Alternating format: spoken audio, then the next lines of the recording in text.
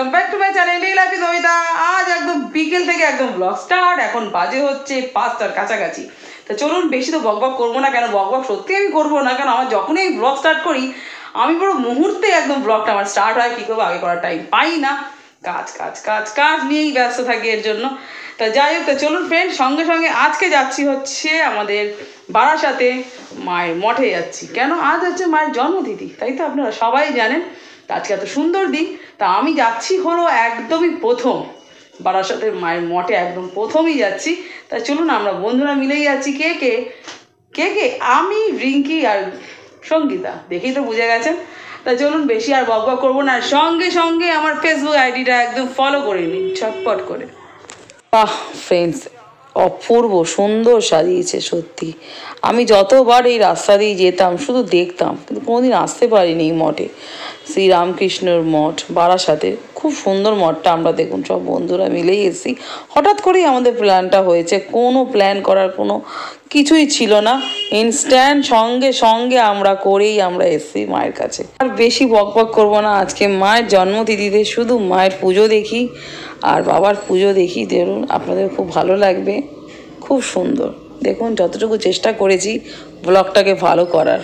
আমি আগেও বললাম যে আমি অনেকবার এখান দিয়ে মানে এই রাস্তা দিয়ে এসেছি, কিন্তু মায়ের কাছে আমি আসতে পারিনি। আমি এমনি বাগবাজার মায়ের মঠে গেছিলাম, খুবই সুন্দর। কিন্তু এই আমাদের বারাসাতের এই মঠের দিকটা এত সুন্দর লাগলো, খুব ভালো লাগলো।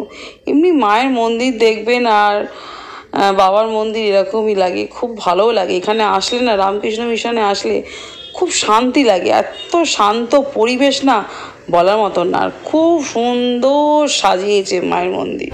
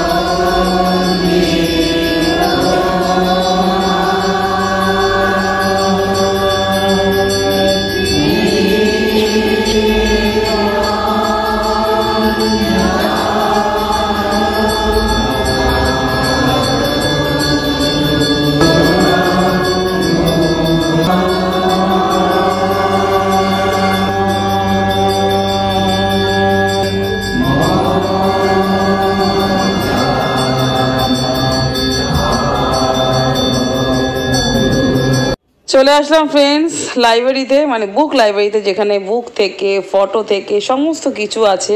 খুব সুন্দর লাগছে, মানে কোনটা ছেড়ে কোনটা দেখাবো আপনাদের, আমিও কোনটা নেব সেটাও বুঝতে পারছি না।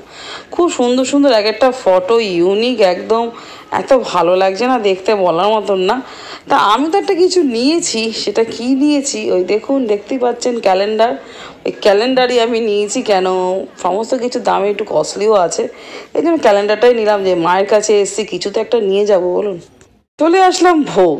আহা, ভোগ ছাড়া যায় না, খিচুড়ি ভোগ আলুর দম কোনো মতেই ছাড়া যায় না। প্রথমে তো বাচ্চারা যাচ্ছিলই না, মানে লাইনটাও ছিল বেশ, তা সেটা দেখায়নি আপনাদের। কিন্তু ভোগ না খেয়ে থাকা যায় বলুন মায়ের কাছে এসে।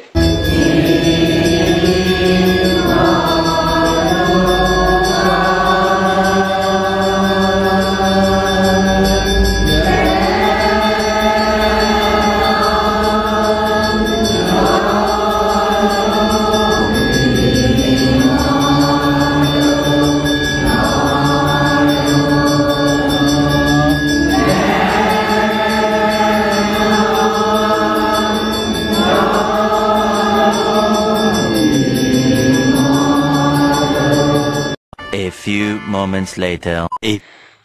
ফ্রেন্ডস, সত্যি আজকে খুব খুব ভালো লাগলো, এত ভালো লাগলো বলার মতন না।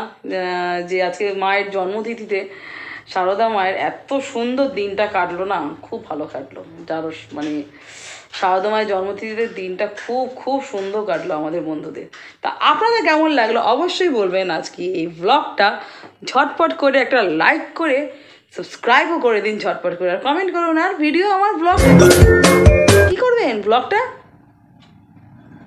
শেয়ার করুন ঝটপট করে আপনাদের বন্ধু বান্ধব আত্মীয়দের সাথে।